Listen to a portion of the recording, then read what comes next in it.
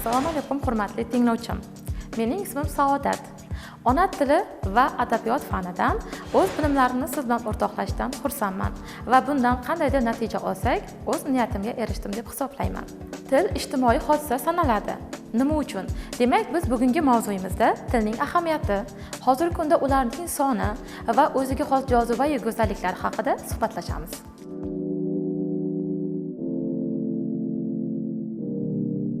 Hozirgi kunda dunyoda tillar qay darajada ahamiyatga ega va ularni biz nima uchun o'rganayapmiz?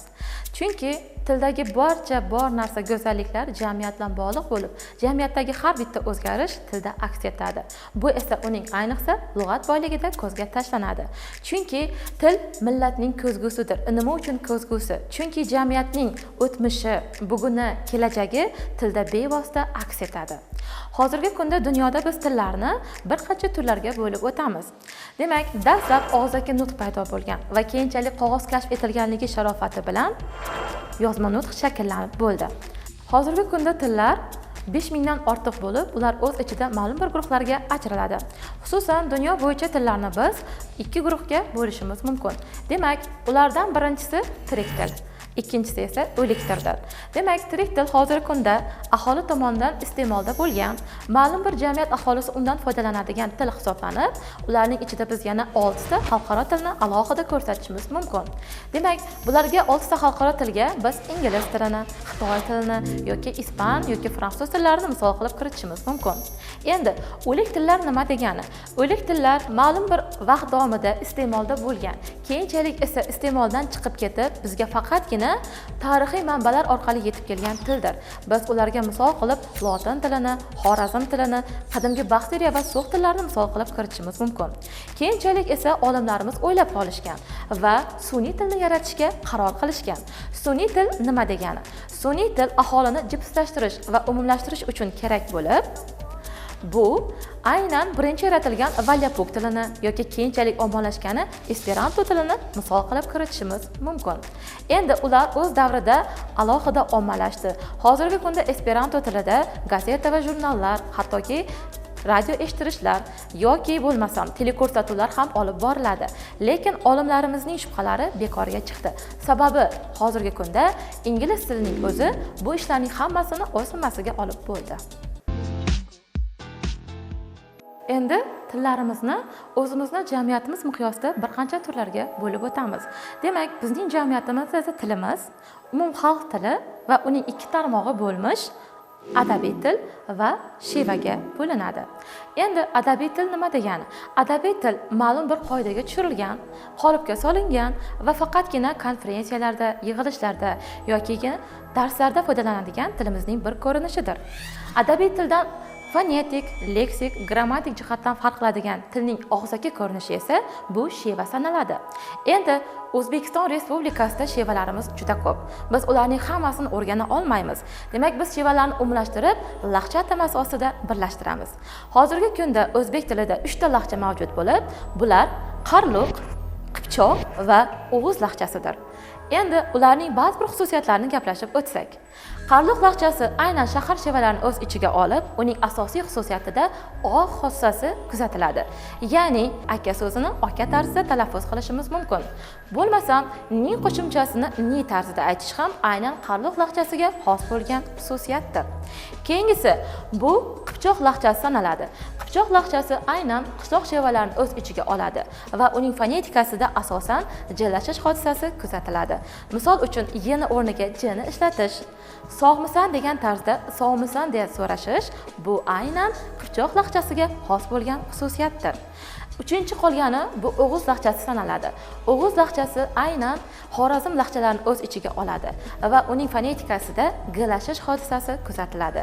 Misol uchun keldim demaydi, galdim deyish yoki to'yimga tarzini to'yina tarzida aytish yoki bo'lmasam bolamga yorima degan tarzda aytish bu aynan O'g'iz laqchasiga xos bo'lgan xususiyatdir. O'zbek tili morfologik jihatdan agglutinativ tillar qatoriga kiradi. Endi agglutinativ tillarning o'ziga xos xususiyati nimada? Ularda asosan 4 ta xususiyat ko'zga tashlanadi. Misol uchun biz buni sizga bir so'z yordamida tushuntirib o'tamiz. Maktab, siz bunga birinchi dosh, lar, im, ga degan qo'shimchalarni qo'shib o'tasiz. Demak, mana bu asosdan keyin qo'shilayotgan qo'shimcha o'ng qo'l qoidasiga amal qilinmoqda. Ikkinchi xususiyati, bu maktab degan so'zga qo'shilayotgan har bitta qo'shimchaning chegarasi aniq sezilib turibdi. Uchinchi xususiyati esa, bu qo'shimchalar faqatgina atigi bittadan ma'noni bildiradi. Misol uchun, maktab so'ziga siz dosh qo'shimchasini qo'shsangiz, shaxs otini yasaysiz. Endi siz unga lar degan ko'plik qo'shimchasini qo'shganingizda, ko'plik hodisasi sodir bo'ladi.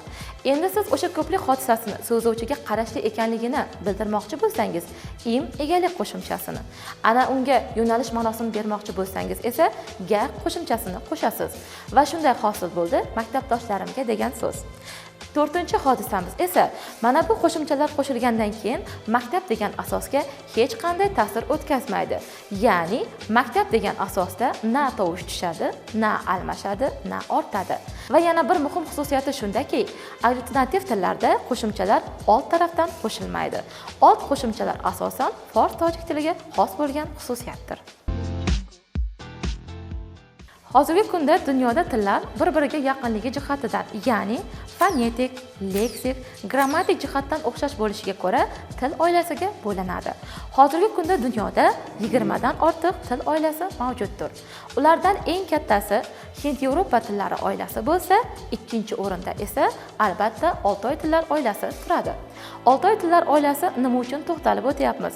Chunki o'zbek tilimiz, bizning jonajon tilimiz aynan shu til oilasiga kiradi. Oltoy tillar oilasining o'zini biz 3 ta turkumga ajratamiz. Demak, ulardan birinchisi turkiy tillar oilasi, Tungus Manjur tillari oilasi hamda Mo'g'ul tillari turkumidir. Ana endi turkiy tillar turkumining o'zida hozirgi kunda 30 ga yaqin turkiy tillar mavjud bo'lib, biz ularni guruhlab o'tamiz. Demak, ularning ichida biz Qarluq, Qipchoq hamda O'g'iz tillari guruhiga bo'lib o'tishimiz mumkin. Ana endi shulardan Qarluq tillari oilasiga o'zbek tili hamda uyg'ur tili kiradi. O'g'iz tillari oilasiga esa Ozarbayjon, Turkman yoki Usmonli turk tillarini kiritishingiz mumkin. Qolganlari asosan jillashish hodisasi kuzatiladigan tillarimizni esa, ya'ni qozoq, qoraqalpoq, qirg'iz tillarini biz Qipchoq guruhiga kiritishimiz mumkin ekan. Demak, e'tibor beradigan bo'lsak, o'zbek tili Oltoy tillar oilasining turkiy tillar turkumi aynan Qarluq guruhchasiga uyg'ur tili bilan birga kirar ekan. Hozirgi kunda turkiy tillar oilasiga kiruvchi va unda so'zlashuvchi aholining ko'pchilik qismi O'rta Osiyoda yashasa, ma'lum bir qismlari Yevropa va Avstraliya, ba'zi bir qit'alarda ham yashashlari mumkin. Ma'lum vaqtgacha tilshunos olimlarimiz til bilan nutq tushunchasini bir deb o'ylashgan. Keyinchalik ma'lum bo'lishicha, ya'ni fransiyalik tilshunos olim Ferdinand de Saussure ularni aniqlab bermaguncha biz bu hodisaga bitta hodisa deb guvohlik berdik. Lekin ma'lum bo'lishicha, til bilan nutq alohida hodisalar ekan. Demak, til bilan nutqning bir-biridan farqi nimada? Til bu umis deb qarasak, nutqni esa biz ahvo deb atashimiz mumkin.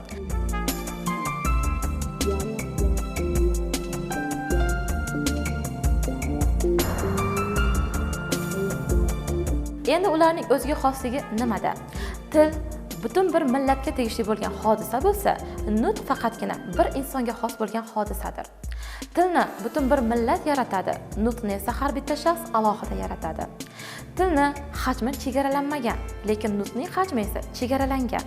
Keyingisi, til unda gaplashayotgan hozirgi kunda nechta aholi borligini biz bilmaymiz. Demak, u chegarasiz. Lekin nutq esa chegaralangan. Chunki biz uni nechta so'z ishtirok etmoqda, og'zaki yoki yozma holatda aniqlab o'tishimiz mumkin bo'ladi.